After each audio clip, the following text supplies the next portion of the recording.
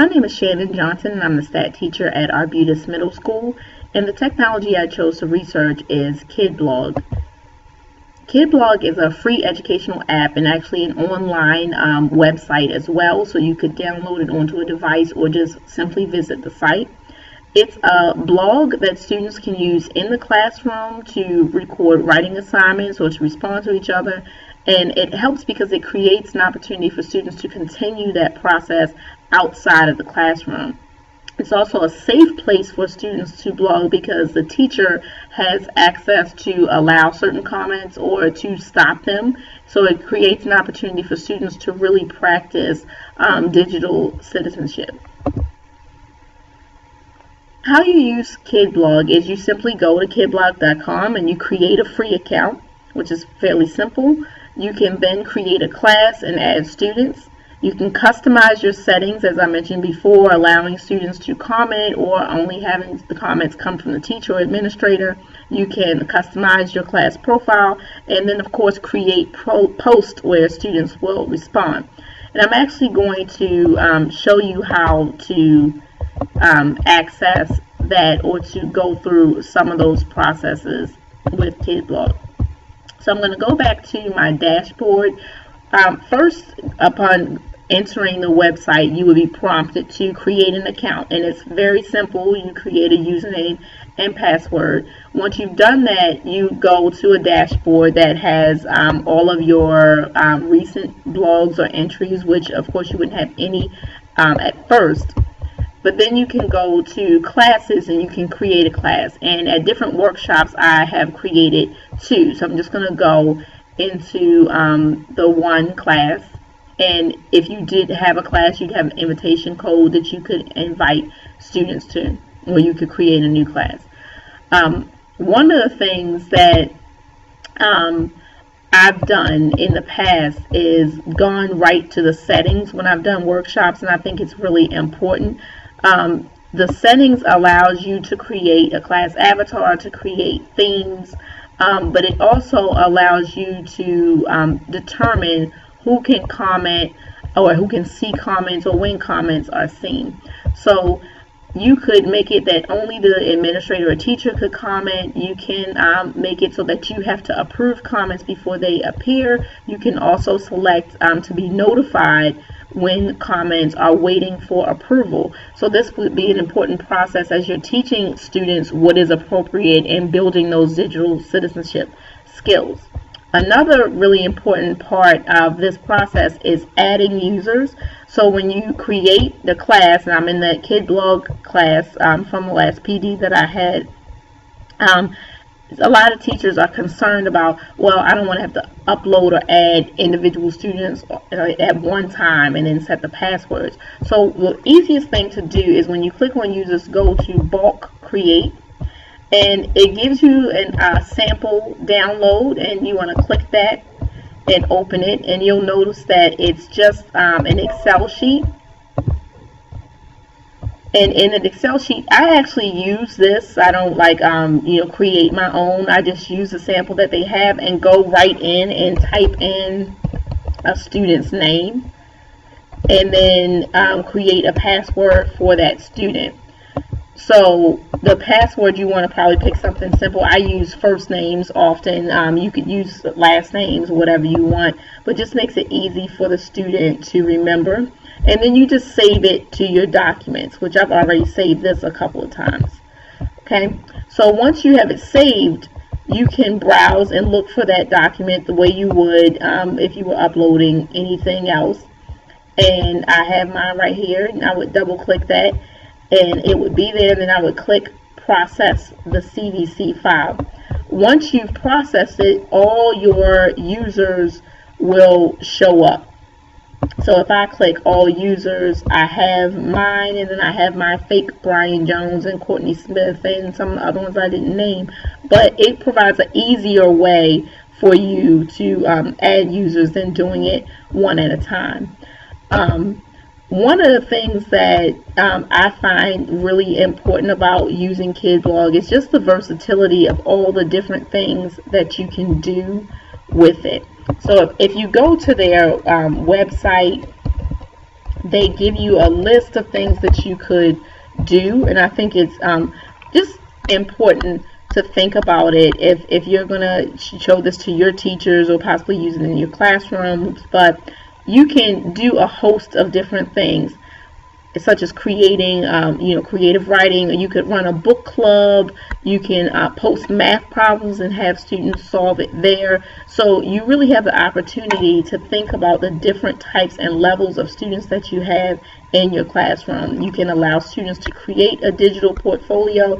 There are teachers that have their science interactive notebooks, and they use Kidblog for that. So it's really a great product.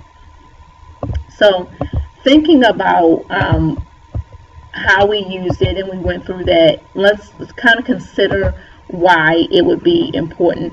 So one of the things that I find really great about Kidblog is that it encourages students to have an active voice because it gives them an authentic writing experience.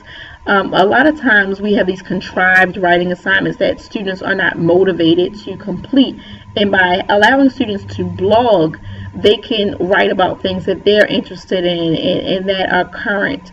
It also provides opportunity for collaboration because students can comment to each other. They can create a blog together, and they can do that all online, so it doesn't end when the class is over.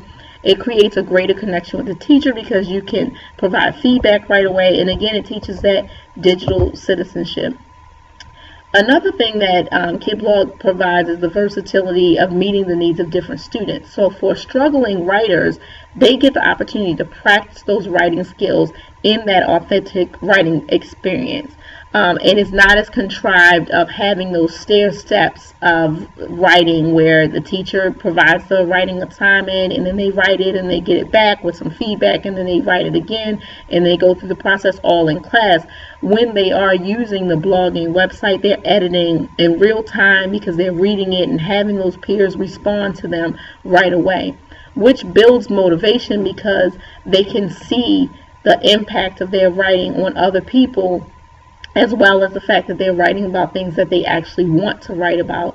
It provides that authentic audience because they can actually see their peers reading it and responding to them, as opposed to just having maybe one peer editor or just the teacher reading their writing.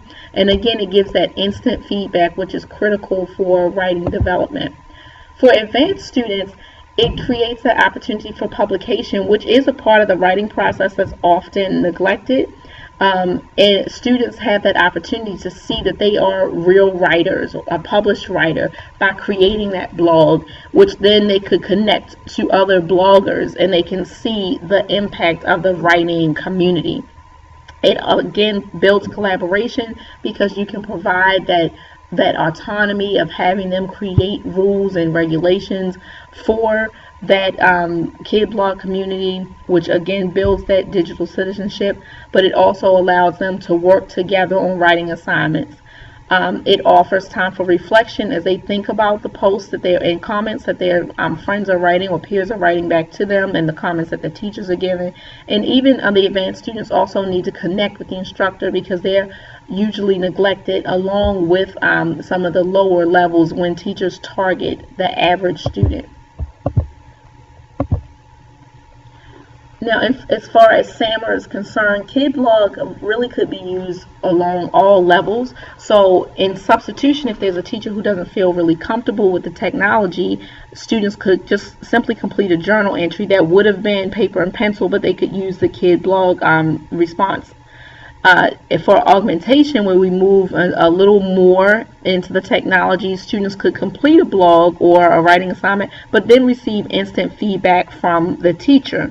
In modification, where we move a little more where the technology is definitely necessary and not easily eliminated or substituted, students could facilitate their own discussion groups based on a specific topic and then respond to each other via comments on the Kidblog site. And then as we move into redefinition, if students that worked in collaborative groups to compose a writing assignment or a short story, they could field questions to each other's comments and recommendations at home using the technology, which wouldn't have been able to happen on that level without it, and then publish that document also using the Kidblog site. In terms of Kidblog, I've reflected a lot about its uses, but one of the things that's also important is this process of using Screencast. In my professional development experience, I have used it to flip learning, because you can present something and then have your teachers or students come in prepared to analyze or apply that new learning. You can also use this for students who need additional support. So if you explain something once, they can watch it as many times as they need to and rewind or pause when you can't do that in the classroom. In terms of student use, it also provides an aid for parents who are extending that learning at home. So Screencast is a very powerful tool in terms of professional development, and as well as a classroom tool. But overall, I think Kidblog is a great option for teachers, and Baltimore County has free access to it. Even though it is a free website, we have a lot of tutorials that the Office of Digital Learning has created. So hopefully you all will be able to get your teachers, or maybe use it in the classroom, and see all the cool things that it has.